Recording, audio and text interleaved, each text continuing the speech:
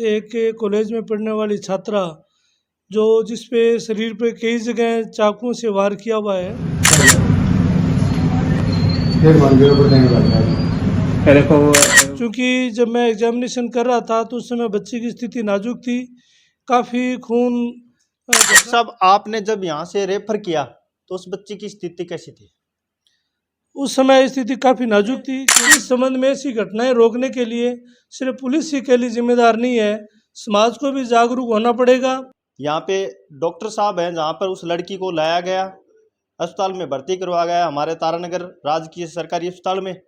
Doctor Devlal ji Joshi हैं, उनसे बातचीत करते हैं। नमस्कार डॉक्टर साहब। नमस्कार। नमस्कार डॉक्टर साहब, जिस प्रकार से कॉलेज में पढ़ने वाली छात्रा के साथ इस वारदात को आप किस तरह से देखते हैं? ये बड़ा निंदनीय घटना है। और सुबह 10:30 के करीब मैं जब ओपीडी में पेशेंट देख रहा था तो मुझे ट्रॉमा सेंटर इमरजेंसी में जो ड्यूटी पे कार्य स्टाफ का फ़ोन आया कि डॉक्टर साहब एक कॉलेज में पढ़ने वाली छात्रा जो जिस पे शरीर पे कई जगह चाकुओं से वार किया हुआ है और उसको कोई 2 व्यक्ति है वो मोटरसाइकिल पे और लेके आए हैं और जिसकी स्थिति नाजुक है। तो मैं यहाँ मेडिकल जूरिस्ट का काम देखता हूँ और तो मैं एज ए मेडिकल जूरिस्ट मैंने उस बच्ची का परीक्षण किया, बच्ची की चोटों का निरीक्षण किया। उससे पूर्व वहाँ पर कार्य जो मेरी टीम है, जो चिकित्सक है, ड्यूटीरत स्टाफ है, उन्होंने बच्ची का इलाज शुरू कर दिया था। क्योंकि जब मैं एग्जामिनेशन कर रहा था तो उस समय बच्ची की स्थिति नाजुक थी, काफ़ी खून घटनास्थल पे भी बहा होगा और जिससे क्या है उसकी बीपी की जो स्थिति, बीपी काफ़ी कम आ रही थी।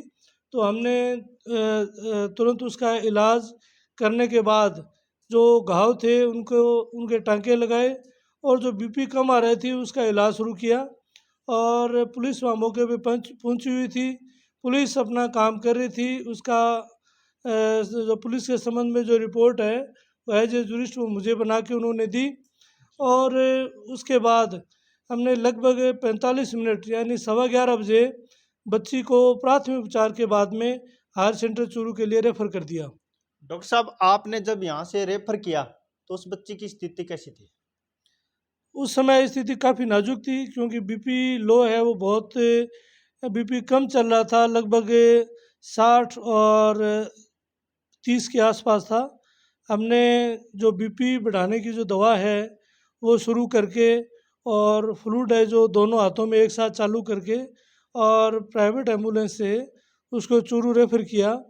और जब वो अब हमें सूचना मिली है कि बच्ची की स्थिति अभी चूरू में स्टेबल है, लेकिन शरीर में काफ़ी खून बहा है बाहर भी और शरीर के बॉडी के अंदर भी छाती में भी खून मिला है, जिसको उन्होंने उपचार के दौरान निकाला है। बच्ची का ट्रीटमेंट चल रहा है, जैसे जैसे जो अपडेट मिलेगा आपको बताते रहेंगे। इस प्रकार की घटनाएं तारानगर में पहली बार हुई है मेरी नज़र से। हाँ, ये सरेआम खुले में जो एज ए कातिलाना हमला कहें तो कोई बड़ी बात नहीं है, ऐसा बहुत कम देखने को मिलता है। हाँ, 1-2 घटना ऐसी हुई है जिसमें एक जो बच्ची जो जोधपुर की थी और उसने है जो खुद स्वयं आत्महत्या की, जिसने गले में फांसी का फंदा डाल के।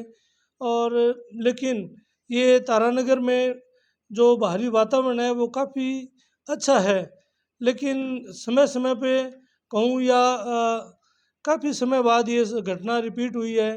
एक हनुमानगढ़ का रहने वाला बच्चा था पढ़ने वाला, उसने भी तारानगर सातू रोड पे जाके खेत में और जो जहर की बोतल और जहर पीकर अपनी जीवन लीला समाप्त की थी।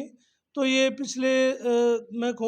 पिछले 12 साल से यहाँ ड्यूटी पे कार्यरत हूँ, तो 5-6 घटनाएं ऐसी मैंने देखी है बच्चों की, जो कोई स्वयं किसी से शिक्षा को लेके चाहे पारिवारिक समस्या को लेके अपनी जीवन लीला समाप्त करते हैं। तो ये जो बाहरी व्यक्ति द्वारा जो की गई है, ऐसी स्थितियाँ बहुत कम मिलती है। डॉक्टर साहब, आजकल जो ये अनेक प्रकार के मामले देखने को मिल रहे हैं, जैसे कोई मतलब मैं इस बात की पुष्टि नहीं करता हूँ या नहीं हमारा हनुमानगढ़ चैनल करता है, जैसे ये कोई प्यार प्रेम प्रसंग या अन्य किसी प्रकार का है जो भी, लेकिन इस प्रकार के जो परिजन है उनको आप क्या कहना चाहोगे? मेरा ये कहना है कि जब भी कोई हमारे बच्चे हो बच्चियां हो, ये ज़रूरी नहीं कि बच्चियां ही इस चीज़ में है या बच्चे ही होते हैं, दोनों का ही मन इस तरह का होता है कि उनको अपने जीवन का जो लक्ष्य है उसको छोड़कर, और कभी कभी मन में ऐसी भावनाएं पैदा होती है, तो उसमें क्या है, बच्चे बच्ची का जो व्यवहार है उसमें थोड़ा परिवर्तन आता है। समय पे स्कूल नहीं आना, कॉलेज नहीं आना, समय से पहले घर से निकलना, समय के स्कूल कॉलेज टाइम के बाद घर पहुंचना। तो जो हमारे बच्चों बच्चियों में जो ऐसी गतिविधियां हैं, जो देर रात तक फ़ोन का उपयोग करना, तो ऐसी जो चीज़ें हम अगर वो देखें तो समय रहते हमें उसमें रोक लगानी चाहिए। कभी कभी हम सोचते हैं कि बच्चे हैं, समझदार हैं, या अपने आप समझ में आ जाएगी, तो क्योंकि उनकी उम्र इस समझ की होती नहीं, तो हमें जो प्राथमिक जो चीज़ें हमें ऐसे लक्षण दिखते हैं उसी समय उन पे हमें रोक लगानी चाहिए। तो डॉक्टर साहब मतलब जैसे कि ये फिलहाल जो वारदात हुई है, कातिला हमला कहूँ तो मैं इसे कोई ज़्यादा बुरा नहीं होगा, इसको आप किस तरह से देखते हैं, किस प्रकार से इसको किस रूप में देखते हैं? हमारी पुलिस है वो लगातार गश्त करती है, पुलिस अपना काम जो बड़ा मुस्तैदी से कर रही है, लेकिन आज के समय में जिस तरह से जो पॉपुलेशन का लोड है, जिस तरह से कॉलेज में पढ़ने वाले बच्चों बच्चियों की संख्या है, जिस तरह से जो जन का जो आवागमन है, इसको देखते हुए पुलिस साहब की भी कुछ सीमाएं हैं। वो हर जगह ध्यान नहीं दे पाती, फिर भी अपना पूरा प्रयास करती है। तो हम तो ये कहेंगे कि इनके इस संबंध में ऐसी घटनाएं रोकने के लिए सिर्फ पुलिस ही के लिए जिम्मेदार नहीं है, समाज को भी जागरूक होना पड़ेगा। जिस जगह वो जिस कॉलेज में, स्कूल में, या जिस विद्यालय में या जिस संस्था में वो कोचिंग करने पढ़ने आ रही है, तो वहाँ का जो स्टाफ है उसको भी जिम्मेदारी लेनी पड़ेगी।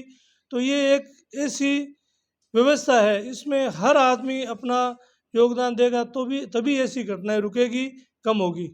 देखिए यहाँ पे डॉक्टर साहब का स्पष्ट कहना है कि प्रत्येक समाज को भी यहाँ पे जिम्मेदारी लेकर कहीं ना कहीं सामने आना पड़ेगा, तब जाके ऐसी घटनाएं रुक सकेगी।